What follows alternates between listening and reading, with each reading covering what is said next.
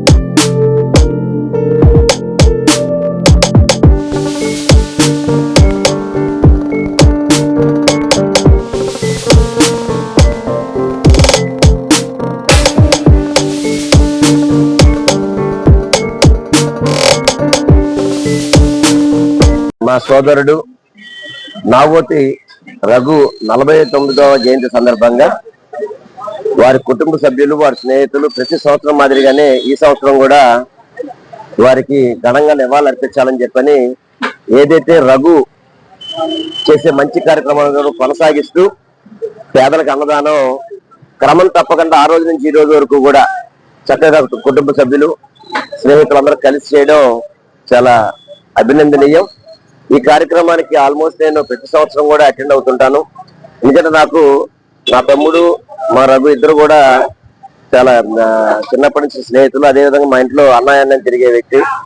అతను చిన్న వయసులోనే ఆ దేవుడు తీసుకెళ్ళిపోయినప్పటికీ కూడా అతని యొక్క ప్రొఫెషనల్ లో ఎంతో మందికి జీవనోపాధి విధంగా ఉండే విధంగా నలుగురికి కూడా చేదోడు వాదులుగా ఉంటూ అందరినీ కూడా కలుపుకొని మంచి కార్యక్రమం చేసే వ్యక్తి.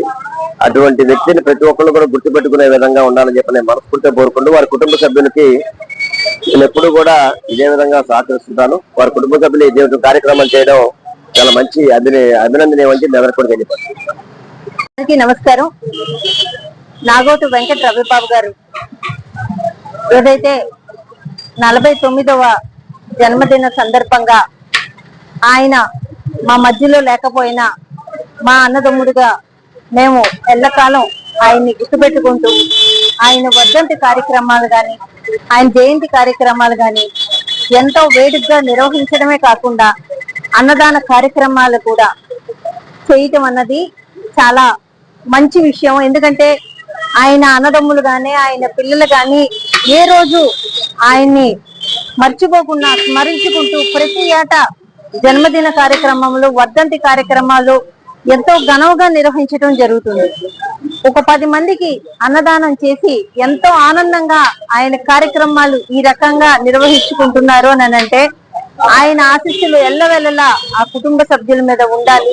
అలాగే ఇలాంటి ఒక కుటుంబ నేపథ్యం అన్నది రేపటి తరానికి కూడా ఒక మంచి దిశానిర్దేశంగా ఉంటుంది. ఎందుకంటే బతుకున్న వాళ్ళనే గుర్తుపెట్టుకోలేని ఈ రోజు ఉన్న సమాజం ఎట్లా ఉందన్నది మనం చూస్తున్నాము. కానీ ఆయన చనిపోయి ఇన్నేళ్ళు అయినా కానీ ప్రతి ఏటా ఆయన వర్ధంతి కార్యక్రమాలు జయంతి కార్యక్రమాలు ఘనంగా నిర్వహించటం అన్నది చాలా మంచి కార్యక్రమం.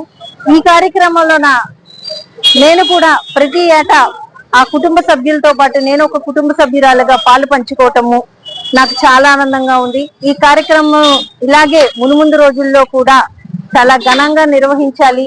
10 మందికి ఆదర్శంగా ఉండే ఇలాంటి కార్యక్రమాలు నాగోతు రఘు గారిని స్మరించుకుంటూ ఇలాంటి కార్యక్రమాలు ఇంకెన్నో జరపాలని కోరుకుంటూ ఆ భగవంతుడు ఎల్లవేళలా ఈ కుటుంబ సభ్యులకి ఆయురారోగ్య ఐశ్వర్యాన్ని ఇవ్వాలని కోరుకుంటూ